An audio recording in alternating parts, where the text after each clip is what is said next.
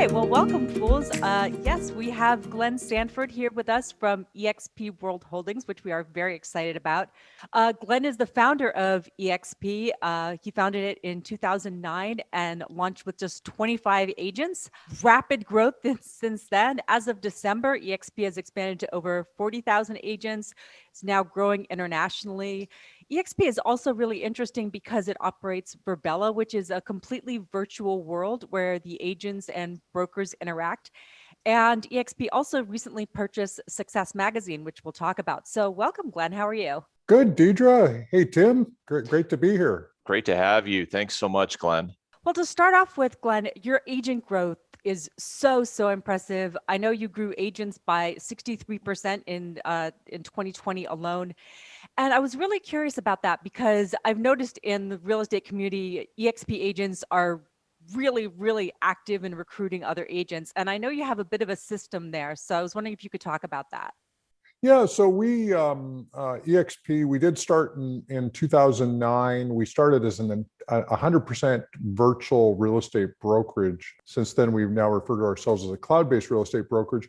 But back then, nobody was going entirely cloud-based or virtual in 2009. Everybody was going to physical offices, Century 21, Coldwell Banker, Remax, Keller Williams, what have you. And for us, we said, if agents are going to be willing to untether from their office to go virtual, what would be the set of benefits that they would need to actually do that? And so we'd looked at the fastest growing real estate brokerage. Prior to that was a company, Keller Williams. And they had built what they refer to as a 7-level profit share plan so that they would actually share profits from agents in offices if the offices were profitable with the agents that had recruited those agents. So we looked at them, we looked at other models that were out there in the financial services space like Primerica and others.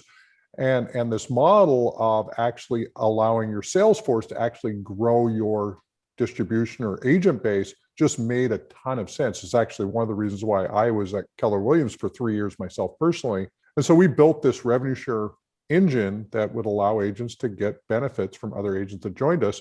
And then we also provided equity benefits. And that's actually why we became a public company to begin with, but equity benefits from different activities, including attracting other agents to the eXp platform so they can actually get one-time benefit in stock for any productive agents they bring to eXp. And so this allows us to grow a sales and marketing force, not just for consumers, but also for actually bringing other agents onto the platform. And so we do have, as noted, some of the most enthusiastic, but also some of the most highly productive agents and brokers in the US and now, going international. And was that is that one of the reasons that you had a stock split? Was because you have so much stock going to agents and brokers? It is, yeah. So one of the awards that we do is the first transaction agent does each year, they get $200 worth of equity.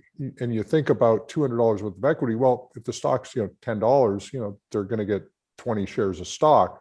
But the stock, when we declared did the stock split, that time we were like 70 something dollars a share. So you think about you're only going to get 2 shares and change from that first activity. And we felt that doing the stock split would give agents more shares and make it more tangible and more real for them just in terms of quantity of shares. So it also makes it easier to do the distribution internally. So we saw the stock obviously go on a bit of a run, and now we'll see, about maybe see if we can get shareholders to give us authorization to increase shares because, in the future we may need to do it again just to achieve the same result.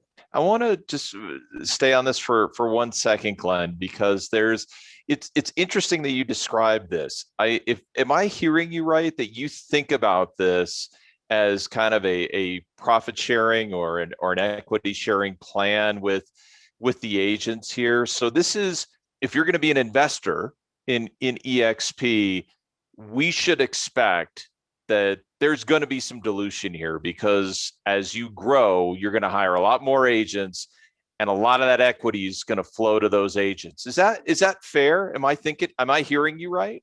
Yeah, I mean, historically, that's the way the model worked. I mean, when we first became a public company, we had about 47 million shares outstanding. And so we're at 70 million, or yeah, 47 million. And so we're now at 70 million and change. So you think about, just that dilution over time.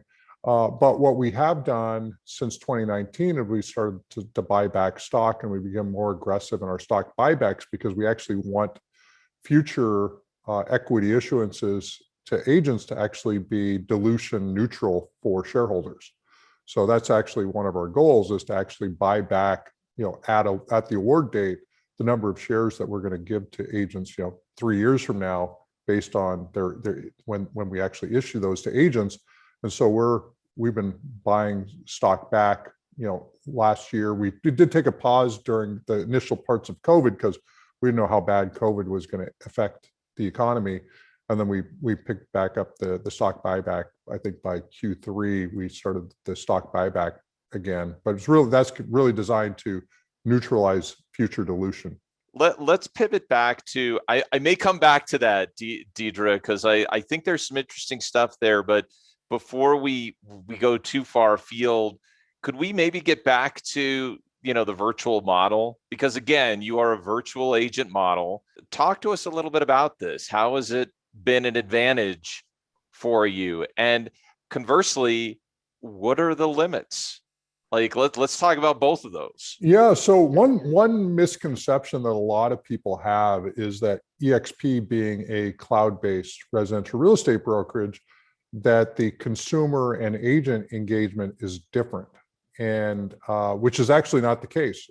Agents are working with buyers and sellers just like they always have. They work from their home office. We also provide all of our agents with a Regus, I think it's called a blue card, so they can go into any Regus in the country and use their physical offices if they want to. So they've got that as a benefit. We also have some agents that actually lease their own office space because they run a large team and they qualify as a broker. But being virtual for us means that we've got no overhead to expand to new markets that would be typical of most brokerages. So the reason why franchises exist, whether it be Remax, Keller Williams, Coldwell Banker, or anybody else, is because the bricks and mortar piece is prohibitive for expansion. The only company that's tried to do it outside of trying to do it at large scale is like Compass, and they went and bought a bunch of brokerages, and they've raised over $1 billion. But it's expensive to put bricks and mortar all over the country. And we said, hey, technology, nowadays you look at your phone. I mean, you got high speed internet in this phone that dwarfs anything that existed even in 2009. And so you can connect these things, and we use a virtual world for work platform that we bought in 2018, which is called Virbela, and so we've been working in a virtual world that allows us to have all of the meaningful collisions that you have in a physical office, but we're actually doing it in a virtual 3D setting with our back office, accounting, HR, training, masterminds, and literally, if you walked in there right now, there's probably 800 people on campus doing different activities on our virtual campus. That's all sort of back office and training related activities. Well, let's talk a little bit about Virbela, because I've attended a conference on campus before, a real estate conference, and I noticed that eXp recently inked a deal with Douglas Stewart Company for virtual classrooms. Is that part of what you're seeing as the future of Virbela? Does it go beyond eXp, or what do you really see as the future of it going forward? It does. Yeah, it definitely goes beyond eXp. I mean, when we bought Virbela, we were over 50% of the revenues of Virbela. And so a couple of reasons why we bought Virbela is one, being that reliant on a technology platform and being over 50% of the revenues, we didn't have as much control over their product roadmap as we thought we needed, because it was such an enabling technology for us. But we did continue to sell the platform to other customers that were coming along, but it wasn't huge from 2018, 2019, but then COVID hit. And then all of a sudden, people just came, beating a path to our door. Hey, we love what you've done for eXp. We'd like to get this for an event, or we want to get it for our office, or we want to try this out, or maybe we've got big, I think big mining company. I think Rio Tinto's using it, and we've got a lot of companies that are now using it at some capacity because it does allow for you to run a engaged organization and not get Zoom fatigue, which, Zoom fatigue is real, right? It's not and so, if you're going to work virtually, how are you going to work together if you're going to preserve sort of the mental stability of everybody looking at a camera? So so Virbela really solves for that. And that's why we were using a virtual world to begin with, because you can actually be engaged in a virtual world and you don't feel like it's overly taxing just mentally compared to, the current standard technology being Zoom. Do you think I would love, and I know this might be a silly question, Glenn, but I want to imagine, and maybe you could put our investors, our members into your shoes for a second here and talk like, what is something that you do daily in Virbela so we can kind of get a picture for how that works? Is it just like meetings with avatars? Maybe go a little deeper if you don't mind. Yeah. So, I go into the office, and when I say the office, I go into the virtual world every day, typically around 8:30 in the morning. Right now, I've been working with the Success Magazine team, which we recently bought. And so I've been going in and I've been doing trainings for people who are looking at productivity and sort of up-leveling their thinking. And then I'll jump from there into a boardroom where we'll talk about strategy, what we're working on next. And so people come from each of their virtual offices and they'll walk as an avatar into the office. They'll take a seat and somebody will share something on the screen and somebody will, start to ask some questions, and we'll just start working together. And then we'll bounce out to other meetings. And when I say bounce out, we're not like quitting the program. We're just walking to another part of the campus, and we're having, either one-on-one, two-on-one, different breakouts. And this is taking place over really three different campuses for us. We've got the eXp World, which is really eXp Realty and all of the international operations that eXp has. But if I want to walk in the accounting office, or I want to walk in the legal office, or I want to just hang out in my own office and just see if anybody wants to walk in the office, they see me sitting there in my office in a chair, and they'll come in, I'll hear this little beep and go, "Hey, Glenn, got a question for you." And I'll go, "Hey, what's up, Ted?" And we'll start talking about stuff. And then I'll say, "Oh, I see Jeff's in," and I'll ping him and he'll come walking into the meeting and we'll have a conversation and we'll come up with some solution.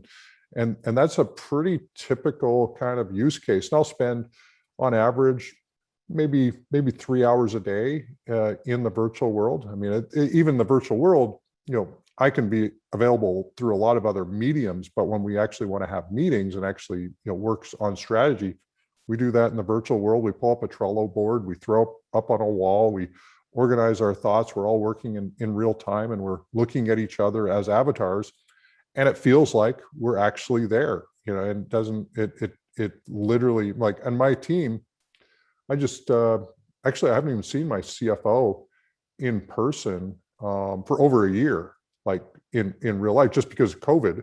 And yet we're like working every day, shoulder to shoulder, highly aligned. Purpose is not diluted at all, because we're not in the same physical space, but because of the way we work, we're getting stuff done, building great culture, and it's pretty amazing.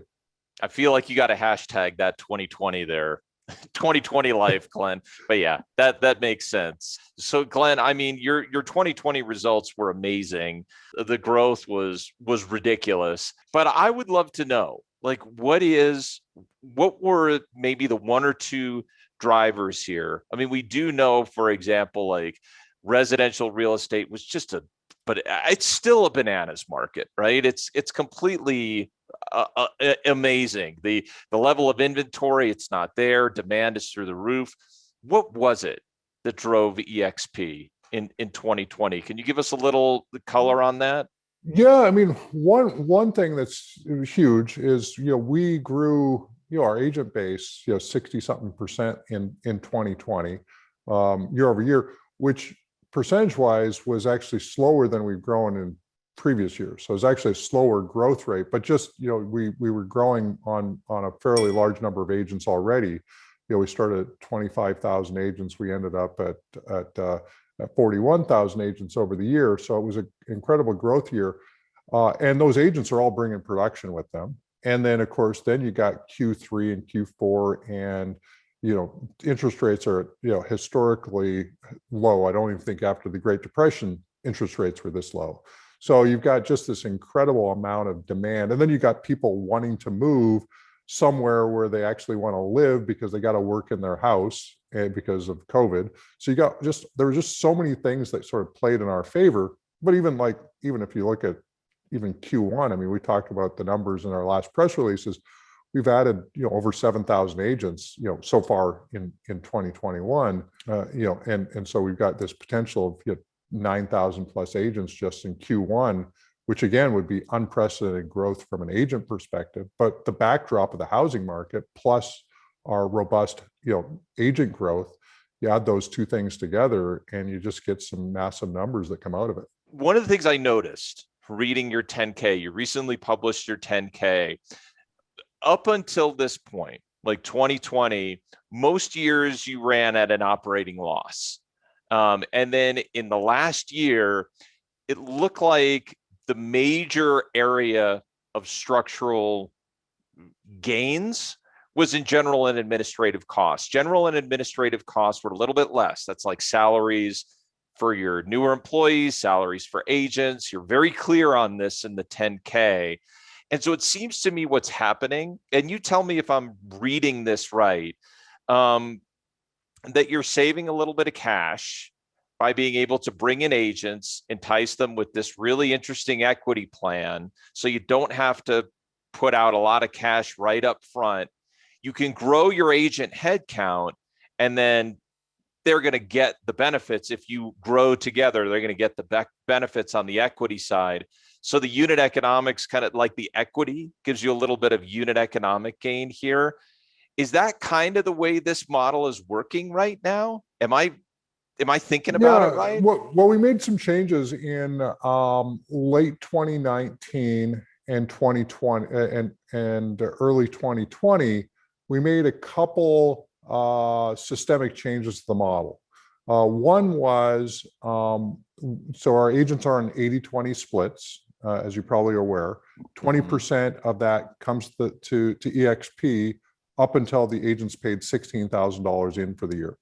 And so our model had overheated on what we referred to as our revenue share model. So we were paying out 60-70% of all the dollars coming in on that 20%. We were paying that out through our revenue share model. So that's kind of the recruiting engine that keeps things going. And we're like, we can't sustain this. The system is going to break down. So we went to our agents and just said, hey, this isn't going to work. But what we will commit to is we'll commit to paying out 50% of the 20% in the form of revenue share now and into the foreseeable future. And we're just going to adjust the numbers so we're always paying out 50%. So our margins picked up from that perspective, or what we retained.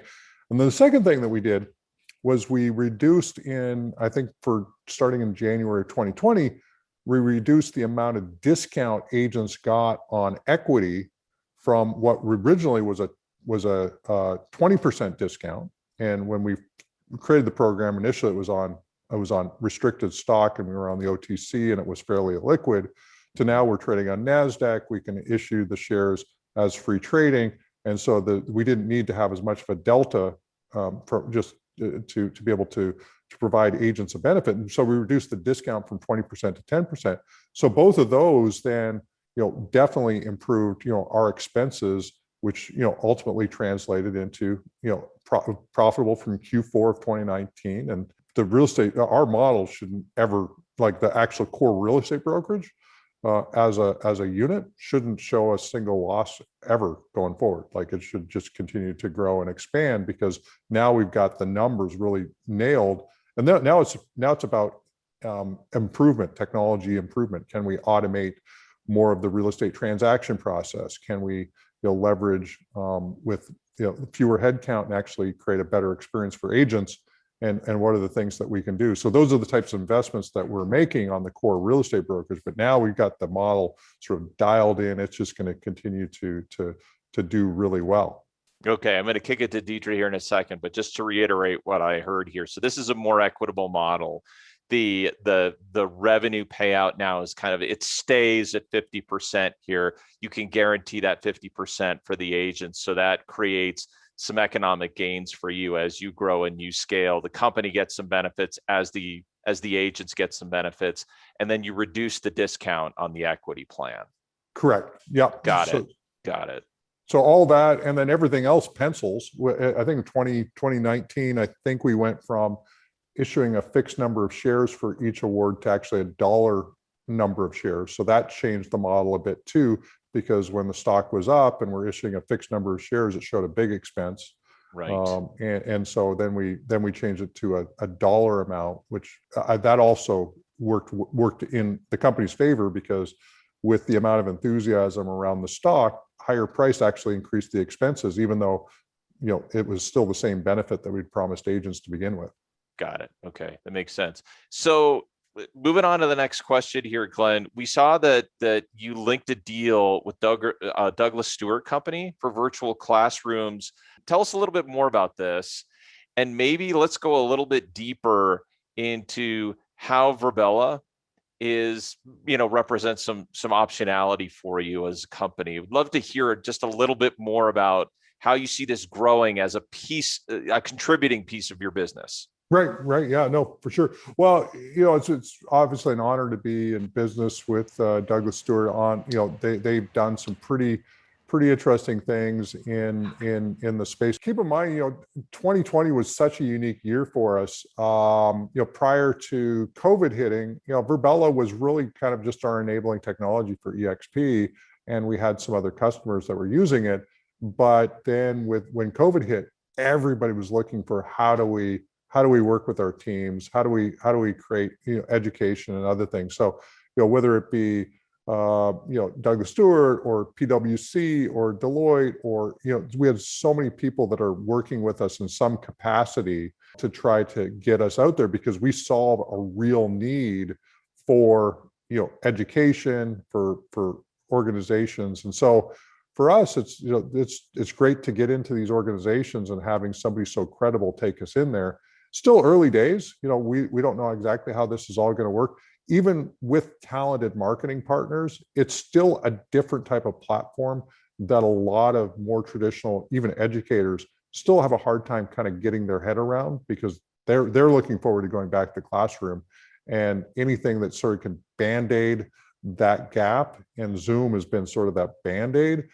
To some extent, that's where they're leaning towards. So, but it's great to have marketing partners that can maybe break down that, because once we do know, like University of Austin, we've got some great proponents there that love our platform and want to get us adopted by like maybe the larger university. But then then you get the other people that are involved, and they're like, we don't quite get it. But the teachers that are using it are like going, this is the best thing. I've got engagement with students. They're actually engaged. They're actually doing stuff. So it's just a different type of platform than just sitting looking at a Zoom screen. And so we'll just see how it goes. And even this year, we would go, toward the end of the year, we're still early stages. We still don't know exactly how this is all going to play out, because we got people now starting to do events. I just went to a in real life event for the first time, ever, and 2,000 people attended. And so we're going to see, a back off of COVID impacting stuff. So, toward the end of the year, we're going to continue to investigate, because for eXp, it makes sense. All of our companies work in this virtual world, and we're like, why would not every company want to do what we did? Like it makes so much sense, but we're not every other company. So sure, that completely makes sense. Glenn, I wanted to ask you about Success Magazine, because I feel like for a lot of people looking at that, it might seem like an interesting choice for a real estate brokerage. So I was wondering if you could tell us why you bought it and where you plan to take it. One, it's kind of similar to Virbela in that we were actually the single largest customer of Success Magazine, because I actually chose to send the magazine to all of our agents with a wrap of eXp Realty with some information to all of our agents every issue. And the reason why that made sense is, as a virtual organization, it gave us something physical that, let agents know that we care about their personal development. And for us, we think about personal development being foundational to sales. Well, it's foundational to any profession, but sales, it's more recognized that, sales is a personal development that you monetize through your production. And so when the previous owner was looking at, to some extent, winding down and retiring a bit, he offered it to us because we were the largest customer and the price was right. Like we bought it for $8 million. We're talking success.com as a domain. In my opinion, it's like, that's a huge domain. It's been around for 125 years. It gives us a competitive moat for eXp Realty because now we have a training and personal development company that's probably the most recognized in the world of personal development as a eXp owned enterprise. And now we get to play with some people in the personal development space that would now maybe lean into eXp Realty in a different way than they would if we were just paying them as a third party. So now, we got, Tony Robbins can be on the cover. We have, all the sharks have been on the cover. Everybody knows what it is. Now they know about me and eXp, and now they're wanting to play in different ways with us because of this other asset. And they're going, okay, so like I was just with a gentleman named Grant Cardone all weekend, and he was on the cover last year in January, February before we owned it, and now he's like going, I can lean in and do this, and I can help in this way. So it's just this really interesting thing to be attached to eXp Realty that just lends itself and creates a competitive moat that I didn't even think I was going to be an owner of it in prior to September last year because it wasn't being offered to us. But when it was offered, it's like, sure, let's take it on. Let's see what happens, because I think it's going to make a big impact in attraction and recruiting of agents, just having that as part of our ecosystem. Interesting. Do you see any synergies between Success Magazine and Virbela? Or are they sort of separate universes for you? Well, I think so. When we think about events, training, and where are you going to do that, and then it's got Success Magazine has a pretty good base of business leaders and owners that could benefit from seeing the Success platform. And the Virbela platform, and even some of the other things, like inside of Virbela is another platform called framevr.io. And if you haven't checked that out, it's fully web-enabled virtual world that you can actually go in and set up a little virtual office in right now for free. So it's completely free on the web, but it's all Oculus ready. So that's then lent itself to conversations with the Facebook Oculus team and how they maybe want to do stuff and with that. So it lends itself to training and all kinds of other things. And so Success, Virbela, it has some unique ways to overlap, and we haven't figured out how it's going to fully overlap yet, but we think there's going to be definitely some interesting overlaps. Well, let's talk about an acquisition that's a little more real estate related, which is Showcase IDX. And can you explain for people what IDX is? And also, just a lot of people are thinking real estate agent websites are maybe over. Do you see IDX as the future? Well, IDX is kind of like every agent needs their own website that has properties on it. They have their own database. They want to be able to have consumers come to their own website that's powered by data from the MLS and the brokerage. So for an agent, they need that, and it's fairly commoditized. So there's a lot of companies that provide sort of that solution. But why we bought Showcase IDX is because they actually know how to build not just agent-based websites, but they actually know how to build a national portal for us, and they know how to bring in all these data from all these disparate MLSs. There's 800 different multiple listing services around the United States, and if we go and do it one by one, we build out the ecosystem, it's going to take a long time to get all these agreements in place, get all this data normalized, build up our own team, build our own portal. These guys have already been doing it for a long time for agents, so they can just aggregate this and start to build out our national portal play that would compete against the likes of Zillow, Redfin, Realtor.com, and others, because they've already been doing it for 10, 15 years for agents and small brokerages. So they've been doing this. Now they're going to do it for us on a national scale. Well, let's talk about that for a second. You mentioned Zillow, Redfin.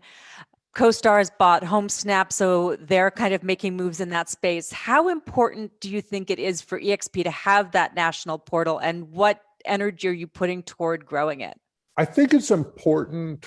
I don't know that it's going to make, like, I don't know how we're going to truly measure the impact in the short run. I ran 6 of the top real estate websites in the country back prior to eXp. This was Seattle, Portland, Las Vegas, Nashville, Bellingham, Washington. Where else? Anyway, there were a lot of cities I'd built where we were ranked number 1, number 2, or number 3 on Google organically. We almost always ranked above Zillow and Realtor.com, which were kind of dominant at the time. But what we recognized is that competing in the search engine game was going to be really expensive, and I really wasn't excited to go raise a bunch of money and get beat up by the VCs and all the other stuff that goes along with that. But I also knew that the comp model could attract a lot of agents where we could potentially come full circle at some point and actually get back into that game, and then now start to generate leads for agents. And eXp, just organically from the amount of agents that we've generated, eXp Realty has a fair bit of traffic already coming through the website. So we, like the Showcase IDX team came in, they launched exprealty.com back in January this year.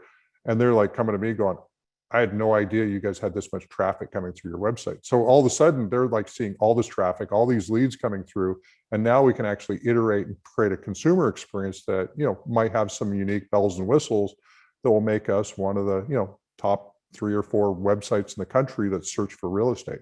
So whether CoStar buys HomeSnap, which by the way wasn't generating that many leads, in aggregate prior to them buying it. So it was an interesting play, but it was ironic because we had looked at our stats and we generated more leads for our agents through a fairly basic website for our agents than HomeSnap generated for all of NAR. So it's kind of an interesting play. So it'll be interesting to see how they play that out, because I think having 48,000 going on, whatever number of agents we get to, getting all that attention on our site, we think there is a consumer play that makes a difference over time.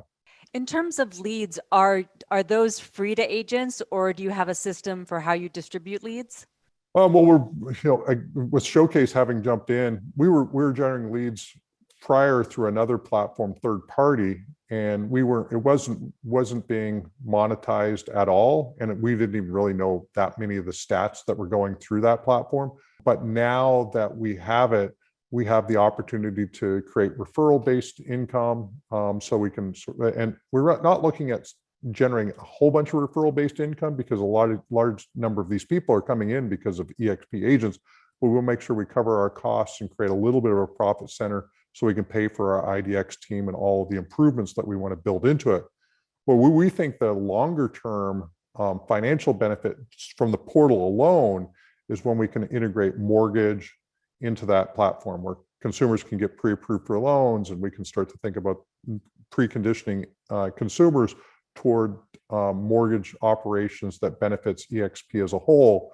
We think that will then lend itself to more agent behavior in referring our in-house mortgage company as well. So we think about that as being really where we've truly monetized the platform, when we can add mortgage, title and escrow, homeowners insurance, and anything that surrounds the home, and being able to do that, with our own web presence. That seems to be the goal for a lot of companies right now, is that idea of creating the complete transaction, mortgage, title, escrow. Is that part of eXp's goal right now as well? It is. I think the challenge that we continue to is that it's not if you put a mortgage button on your website, you're going to get mortgage leads.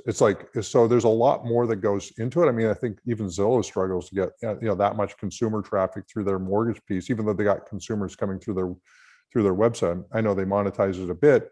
So it is interesting trying to figure out how do you create the consumer behavior on that in a way that aligns with them and aligns with what we're trying to do. So we're still trying to crack the code on it, but I think there are ways that we can crack the code that is going to be different than anybody else. Running as one single brokerage in all 50 states, Nobody else has ever done that in the history of real estate. I mean, we cover more geography than Redfin, than Compass, than any other large brokerage. And so as we build out some of these different relationships, we think that we can, everybody else is doing it at the franchise level, and they're doing it for a single office, and there might be 5 or 6 owners of different offices of that same brand in a community. We can do it as one company in any community in any state all over the country, and that's got to have economies of scale and marketing benefits that we've yet to actualize, but we know they're there. I want to ask a quick question, a quick follow-up question on that, Glenn. And then just Fools, why don't you get your questions in? We already have a couple in the chat here. Right around 2:45 Eastern, we'll start answering some questions from members. But I want to see if I've got a grasp of this, Glenn. So we talked about earlier the way that you've normalized and rationalized now the compensation structure with agents.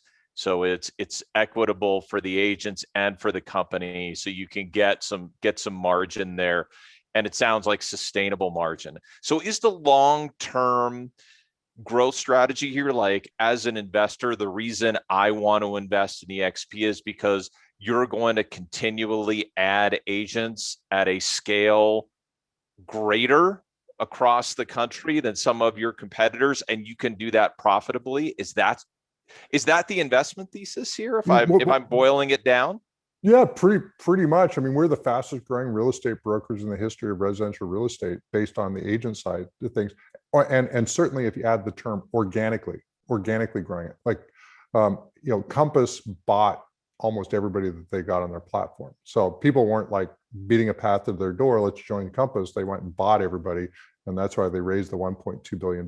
They lost whatever $200 and something million last year, because they're just buying, brokerages and then doing whatever they do. But for an organic growth model, the reason why we also put our current agent count rounded to the 1,000 below, whatever that number is, we put that in every press release because agent count is so important. So last set of agent count, we went over 48,000, last week, I think it was. And so every 1,000 agents, you're going to see the number go up on the sort of the boilerplate of every press release, because in our opinion, that's the single most important number that anybody's going to want to pay attention to, is what's our agent count, because everything else comes from productive agents.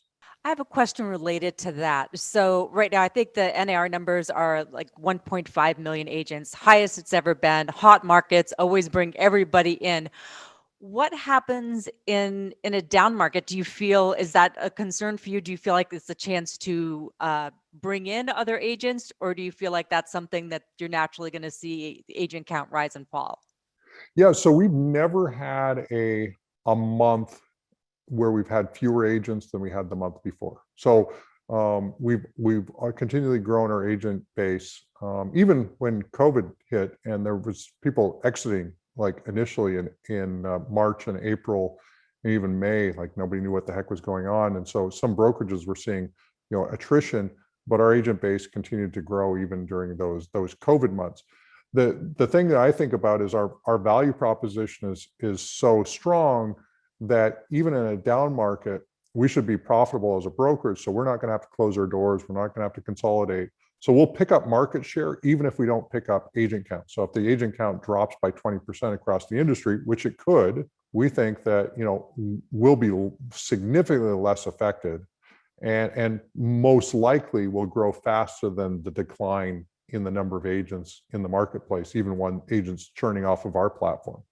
So for us, we think about it's going to be an opportunity to pick up market share. So when we come out of whatever that trough is, we're just going to have more agents on the platform, and we're going to be the best position to compete. And like the franchise system, just so you know, from my perspective, the franchise system was, when the internet showed up, probably by the mid 2000s, the franchise systems were basically dead, because there's no way that a franchise system that requires bricks and mortar be put into local marketplaces can compete with the internet. Like they just can't. And so for us, we just think about the fact that we can pivot, we can make changes, we can do anything that we need to do to compete in a down market, just like we can do in an up market. And I think we pick up market share even if we don't pick up agent count in a down market. Fantastic. Thank you. I know you've been asked before about disruption in real estate. I think every real estate CEO gets asked that, but what are you seeing? And is there anything that any competitor is doing right now that you really admire or that you have your eye on?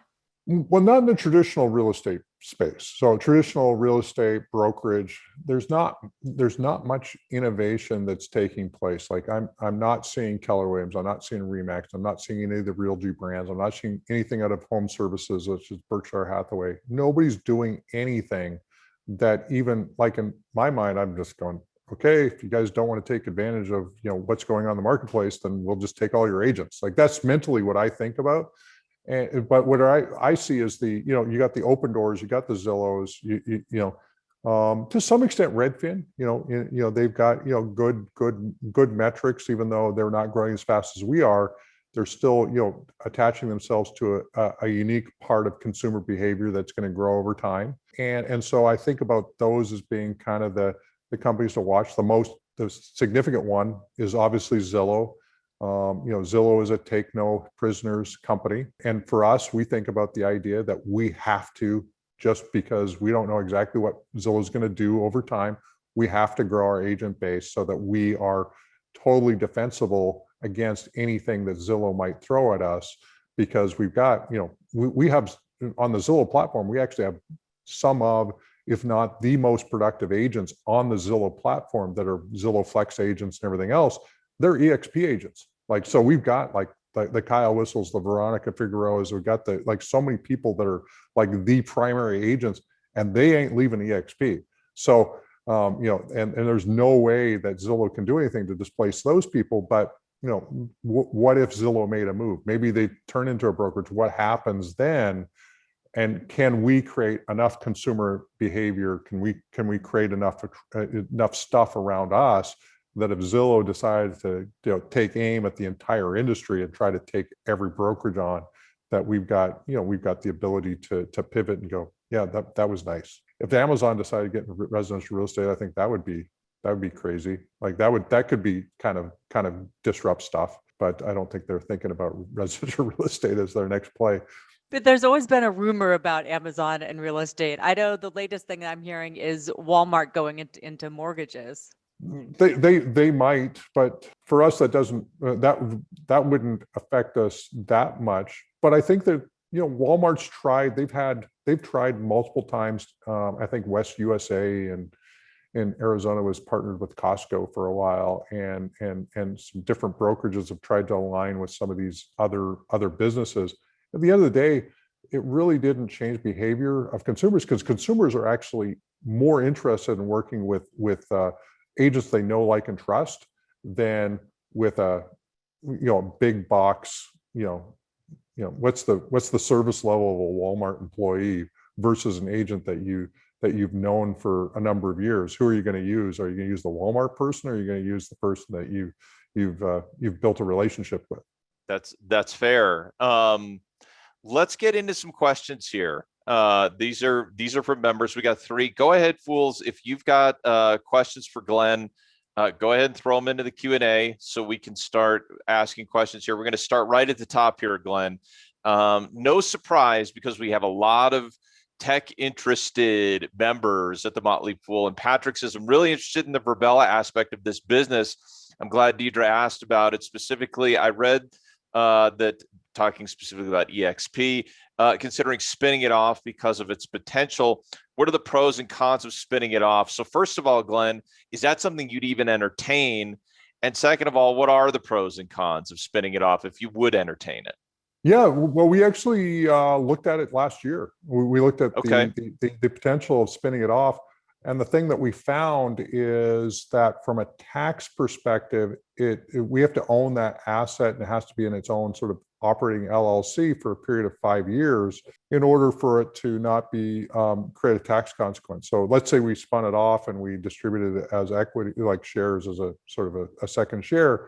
Sure. Everybody would actually be taxed on that. But if we own it for more than 5 years, then we can spin it off and create no tax consequence. So 2023 is when that time frame comes up. So November 2023, I think, is the date when our 5 years is up. And so we know the date. Certainly, if there was somebody that came to us with the right type of thing, I mean, we've talked to a number of folks that are very interested in the Virbela platform to be investors specifically in that enterprise, because that's where they're, they could care less about residential real estate, but they love, WebXR and virtual worlds, and it's the most robust virtual world for work platform that exists in the industry today. And it's only because we were keeping it alive for our use when nobody was really excited about that stuff. And then COVID hit, and now everybody's excited about it. That makes sense. Before I move on to the next question here, I wanted to probe a little bit further on that. How do you plan, as part of the, your portfolio of eXp ideas and properties, which, as Deidre mentioned, now includes Success Magazine, how do you put capital to work in Virbela? Is it completely distinct and it has a distinct team and they have a budget and they just manage that? Or are you putting in some, you have a plan with a team and then you're injecting certain amounts of eXp capital to grow that? How's it working? How do you think about expanding it? So we run, we try as best we can to use management models that are more akin to Netflix and sort of the no rules approach to business.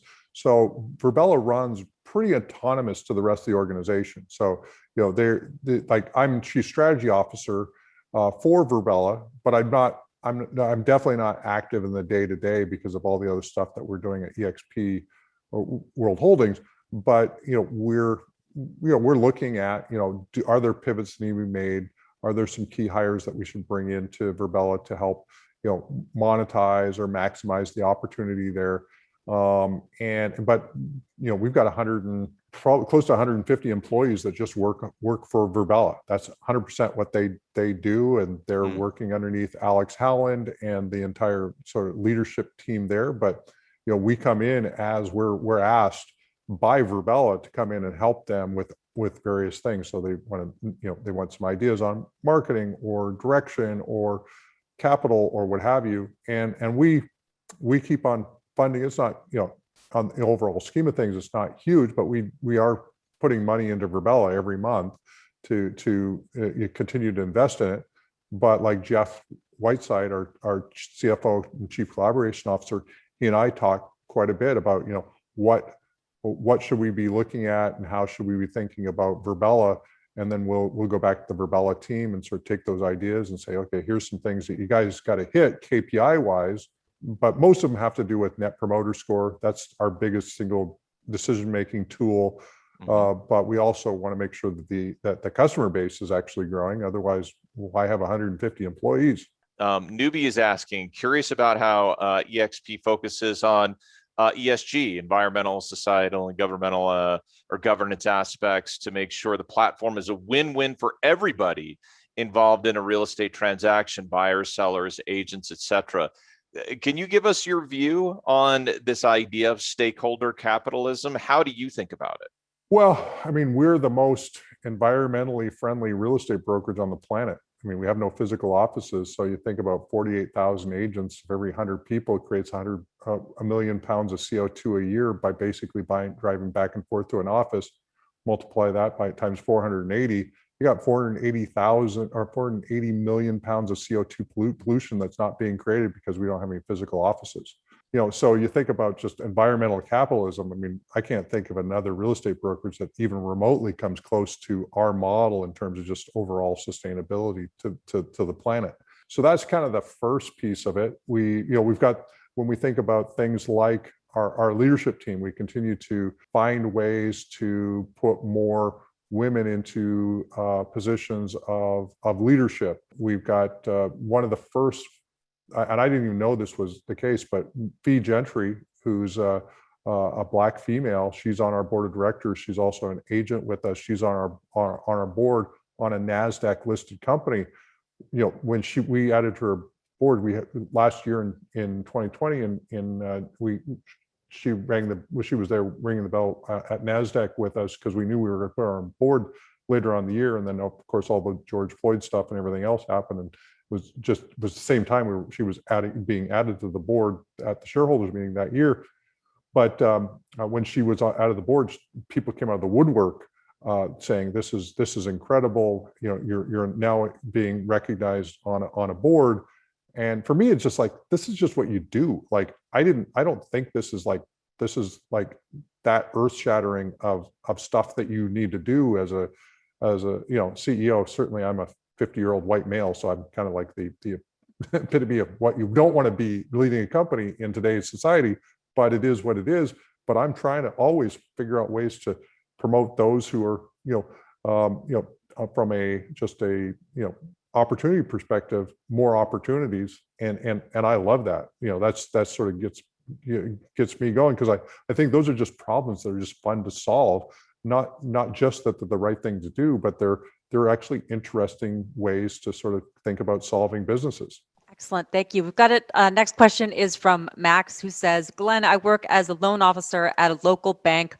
On your note about someone not working with a large company like Walmart, won't that eventually become the same for you as you grow, kind of like the craft beer problem, as you lose that small company charm?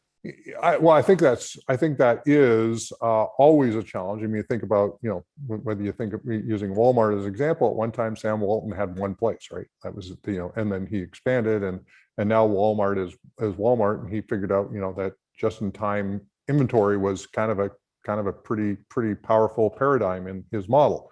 And for us, we think about agent compensation as being the big driver for, growing this model. And I want to stay involved as long as I possibly can in growing this model. And so I think about founder-led businesses that work as being something that does keep the original charm of business. And so, we're going to grow this, and I'm going to be doing this probably for the next 10 years in some capacity. And I think that that's an important component to culture and collaboration and community. And hopefully we get some great people. I know we already have some great people that will continue to steward the company even after I'm no longer running the company, and can keep our focus on, like I just had a conversation earlier today about how making decisions that are good for our agents, brokers, staff, and customers are the most important decisions that we can make. And yet you've got other companies that literally think about, they weaponize the word shareholders, meaning we need to reduce costs and we need to maximize margins. And guess what? They have no customers. So did the shareholders win in that whole equation, or does taking care of your customer, your employee, actually help the shareholder win? I believe the latter is the way to run a company. And so I'm always taking care of my agents, my brokers, staff, and then ultimately the shareholders win because we made the right decisions for the right reasons. I think we agree with you on that one. So Randy, here's the last question in the chat here. What's the difference between what Glenn just described and a Zoom meeting or conference? I did not understand the nuance. He's talking specifically about Virbela here. I wondered maybe the way we can frame this question is, if somebody is like your agents and they're outfitted to use Virbela, how big of an investment is that? Like, we know Zoom, just like, I got a computer, I got a camera, and that's all I need. Like, what is the investment that's required to get started with Virbela for your agents? Yeah, as long as they got a Mac or a PC, they can download their Virbela client to their computer, and then they just need a headset and a microphone to be able to walk into meetings and to see meetings taking place. If they've got a really crappy old computer with a really bad graphics card, it's not going to be a great experience for them. But nowadays modern computers are pretty good at rendering 3D worlds, and so it is a little bit more overhead in that you have to actually learn how to use the platform. You have to actually learn how to navigate from room to room and to have random meetup conversations with people. I think a lot of people are introverts when it comes to some of these technologies, so they'd rather sit in the background and just be observers. And so Zoom is in some respects better in that regard. But for those who are actually wanting to go in and have a conversation, grab somebody, ask them something. Our platform is it's just so much more humane in the way that it's approached, because you can literally walk up to me in the virtual world and start having a conversation with me. How often can you get to a large company CEO as somebody who's sort of attached to it in a virtual world? I talk to people every day that are like going, I can't believe I'm having a conversation with you, because it just makes me really accessible. It does sound like serendipity is one of the big difference here. Is the difference between scheduling a call and having a serendipitous conversation, which we used to have when we were in offices. Glenn, we're about out of time here. I really want to ask this question from Moon to Mars to Pluto. First of all, because I love that name, Moon to Mars to Pluto, but I think it takes a little bit longer than, I don't think we can ask you to go all the way through the customer journey in less than a minute. So let's ask this then before we hand off. What is something that we missed in this interview, or a company outside of real estate? I'll give you one of two choices: a company outside of real estate you really deeply admire, or something that we missed in this interview that we should have covered. Well, the easy one is a company I really admire, Netflix. Reed Hastings, the most recent book that he was involved in, No Rules Rules. I keep on studying Netflix. I keep on we don't have any vacation policies. Our budget policy is act in eXp's best interest. It's, we're just operating from a place of empowering people to actually do the right thing for the right reasons. And that's our goal. That's our aspirational goal, because we don't do that always the right way. And we're always trying to sort of work toward that vision. But for us, we're very much about aligned autonomy and helping people live their best lives, even as staff inside of the company. All right, we're going to hand that off. So that's Glenn Sanford, the CEO of eXp World Holdings. Glenn, thank you so much. We really appreciate it. Thanks, Tim. Thanks, Deidre. Really appreciate it as well.